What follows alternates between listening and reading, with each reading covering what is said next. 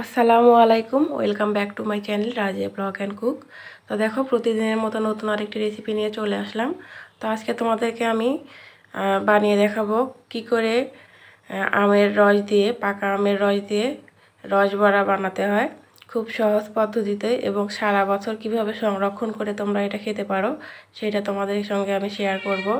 তো আমরা যেরকম তালের রস সারা বছর সংরক্ষণ করে যখন তখন নাস্তা বানিয়ে খেতে পারি, ঠিক তেমনি তোমরা এই আমের রসটাও যে কোনো মৌসুমে বা যে কোনো সিজনে কিন্তু এই আমের রস বড়াটা বানিয়ে খেতে পারো। তো চলো কিভাবে সেটা তোমাদের সঙ্গে শেয়ার করব। তো আশা করি ভিডিওটি না টেনে আমার সঙ্গে থাকবে, আর আমার ভিডিওটি ভালো লাগলে অবশ্যই লাইক, কমেন্ট এবং শেয়ার করে দিও। তো চলো ভিডিওটি শুরু করা যাক। আর যারা ফেসবুক থেকে দেখছো বন্ধুরা, তারা অবশ্যই পেজটিতে একটা ফলো দেবে। তো আমি নিত্য নতুন দিন সুন্দর সুন্দর ভিডিও দেওয়ার চেষ্টা করি। তো চলো ভিডিওটি শুরু করা। তো দেখো, এখানে আমি একদম টুকটুকে হলুদ দুইটা আম নিয়েছি। এই দুটো হচ্ছে আমাদের গাছের ফ্রেশ আম, একদম গাছ পাকা আম। তো এই আম দুটো দিয়ে আজকে তোমাদেরকে আমি রেসিপিটা বানিয়ে দেখাবো। তো এই আম দুটো আমি সবার আগে চিপে রস বের করে নেব। তো চলো।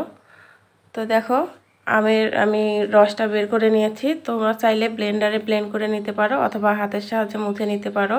তো আমি ব্লেন্ডারে ব্লেন্ড করে নিয়ে হাত দিয়ে রসটা চিপে চিপে বের করে নিয়েছি।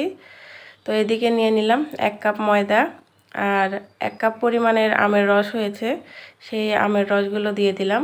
তো এইভাবে আমের রস তোমরা যে কেউ বোতলে করে কিন্তু ডিপ ফ্রিজে রেখে কিন্তু বছরের পর বছর সংরক্ষণ করে খেতে পারবে। যখনই তোমাদের মন চাবে তখনই কিন্তু। তো এখন দিয়ে দিলাম 1 চিমটি পরিমাণ লবণ, আর দিয়ে দেব হাফ কাপ পরিমাণে চিনি। তো আমি চাচ্ছিলাম যে টক মিষ্টি দুইটাই যেন থাকে। তো আমগুলো যেহেতু প্রচুর মিষ্টি, এই জন্য চিনির পরিমাণ একটু কম করেই দিলাম। তো এখন হাতের সাহায্যে আমি ভালোভাবে মেখে মেখে একটা ভারী একটা ব্যাটার তৈরি করে নেব এই বড়াটা বানাতে। তো দেখো, হাত দিয়ে মেখে নিতে নিতে কিন্তু একটা ভারী ব্যাটার তৈরি হয়ে গেছে। তো এই ব্যাটার দিয়ে আমি আজকে তোমাদেরকে রস বড়া বানিয়ে দেখাবো।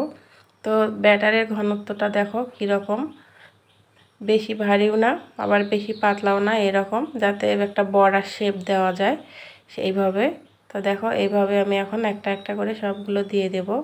তো ব্যাটারটা খুব ভালোভাবে কিন্তু মেখে নিতে হবে, তা নাহলে কিন্তু চিনিগুলো গলবে না। অবশ্যই কিন্তু চিনিগুলো গলে যাওয়া অবধি এগুলো ব্যাটারগুলো হাতের সাহায্যে মেখে নিতে হবে। তো চলো, মেখে নেওয়া কমপ্লিট হয়ে গেছে। তো এইদিকে আমি চুলায় একটা ফ্রাই প্যান বসিয়ে দিয়েছি, তার মধ্যে দিয়ে দিয়েছি আমি হাফ কাপ পরিমাণে সাদা সয়াবিন তেল। তো এই তেলটা গরম হওয়া অবধি অপেক্ষা করব। তো দেখো, তেলগুলো গরম হয়ে গেছে। তো আমি একে একে সবগুলো ছোট ছোট করে বড়ার শেপ দিয়ে দিচ্ছি। তো একে একে আমি এখন সবগুলো এইভাবে বড়ার শেপ দিয়ে দেব। তো বন্ধুরা, আমার ভিডিও দেখতে দেখতে যদি তোমাদের কোনো একটা জায়গা ভালো লেগে যায়, তাহলে অবশ্যই লাইক, কমেন্ট এবং শেয়ার করে দেবে। তোমরা নিজেরাও দেখবে এবং অন্যদেরকে দেখার সুযোগ করে দেবে। তো সবাই সব কিছু কিন্তু জানে না, হয়তোবা অনেকেই এই টিপসটা জানে না। তোমরা অবশ্যই এই ভিডিওটি তোমাদের আত্মীয় স্বজনদের কাছে শেয়ার করে দিও, তাহলে তারাও এই টিপসটা জানতে পারবে যে সারা বছর আমের রস কিভাবে সংরক্ষণ করে যখন তখন মানে যে কোনো নাস্তা তৈরি করা যায়। তো দেখো, একে একে আমি অনেক কয়টা দিয়ে ফেলেছি। তো এগুলো এক পাশটা হয়ে গেলে আমি আর এক পাশটা উল্টে দেব। তো বিকেলে চায়ের সঙ্গে হোক বা সকালবেলা ব্রেকফাস্ট হিসেবেও যদি তোমরা খেতে চাও, তোমরা চাইলে কিন্তু সাইজটা আরেকটু বড় করতে পারো। তো আমার এরকমই দেখতে ভালো লাগছে, তাই আমি এই শেপটাই দিয়ে দিলাম। তো আমার এই চ্যানেলে অনেক রকমের তোমরা রেসিপি পাবে। তোমরা চাইলে একবার এই চ্যানেলটা ভিজিট করে আসতে পারো। যারা নতুন বন্ধু তারা অবশ্যই পাশে থাকা বেল আইকনটি প্রেস করে দিও, তাহলে নতুন কোনো ভিডিও দেওয়ার সঙ্গে সঙ্গে তোমাদের কাছে নোটিফিকেশন চলে যাবে। আর যারা পুরনো বন্ধু আছো, তাদেরকে জানাই আমার প্রাণ ভরা ভালোবাসা ও অভিনন্দন।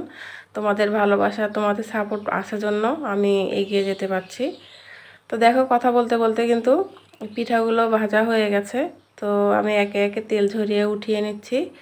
তো একইভাবে আমি বাকি পিঠাগুলো বানিয়ে নেব। তো পিঠা হোক বা রস বড়া, যেটাই বলেন না কেন, দেখো মাশাআল্লাহ কিন্তু অসাধারণ ফুলেছে। তো বাচ্চারাটা ওইটা ভীষণই মজা করে খাবে, আমার বাচ্চারা তো খুব মজা করে খেয়েছিল। তো দেখো একে একে আমি বাকিগুলোও দিয়েছি। তো অবশ্যই কিন্তু চুলার আঁচটা মিডিয়াম রাখবে, তোমাদেরকে আমি আগেও বলেছি, প্রত্যেকটা ভিডিওতেই বলি চুলার আঁচটা অবশ্যই মিডিয়াম টু লো রাখতে হবে, তা নাহলে কিন্তু দেখবে যে উপরটা কাঁচাই, মানে উপরটা ঠিকই লাল হয়ে যাবে, ভিতরটা কাঁচাই থেকে যাবে। তো একে একে আমি বাকিগুলো দিয়ে দিচ্ছি।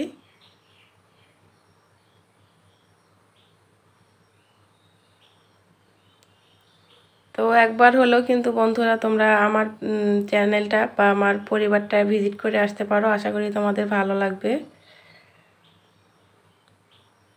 তো এখন আমি আরেক পাশটা করে উল্টে দেব।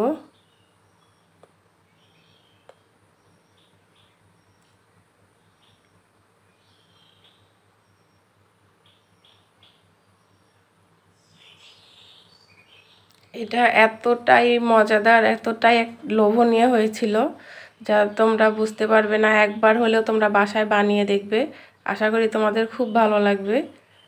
আর ভিডিওটি ভালো লাগলে অবশ্যই লাইক কমেন্ট এবং শেয়ার করবে। তো দেখো একে একে আমি এগুলো সবগুলোই উল্টে দিলাম।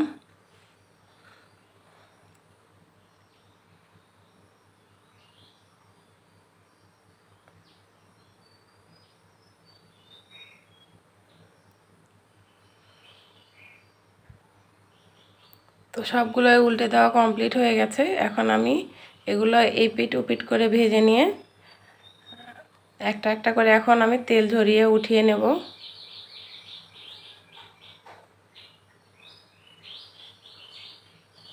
তো আমি একে একে বাকিগুলো উঠিয়ে নিচ্ছি। একদম দেখতে কিন্তু তালের রস বড়ার মতো হয়ে গেছে। তো তোমরা চাইলে কিন্তু আম দিয়েও এই রস বড়াটা তৈরি করে নিতে পারো। একদম নতুন রেসিপি এবং ইউনিক রেসিপি তোমাদেরকে আমি দেখানোর চেষ্টা করেছি। আমি প্রতিদিনে কোনো না কোনো ভিডিও দেওয়ার চেষ্টা করি তোমাদেরকে, আশা করি তোমাদের ভালো লাগবে। তো একে একে আমি সবগুলো এইভাবে উঠিয়ে নেব। তো দেখো একে একে আমি সবগুলো উঠিয়ে একটা প্লেটে সার্ভ করেছি। দেখো কতটা লোভনীয় লাগছে দেখতে আর কতটা ইয়ামি হয়েছে দেখতে, খেতেও কিন্তু ততটাই মজা হয়েছিল। তো আমি সাজেস্ট করব তোমরা একবার হলেও তোমাদের বাচ্চা অথবা কোনো বাসায় মেহমান আসলে এইভাবে বানিয়ে দেওয়া, যেহেতু আমের মৌসুম, এখন প্রচুর পরিমাণে আম পাওয়া যায়।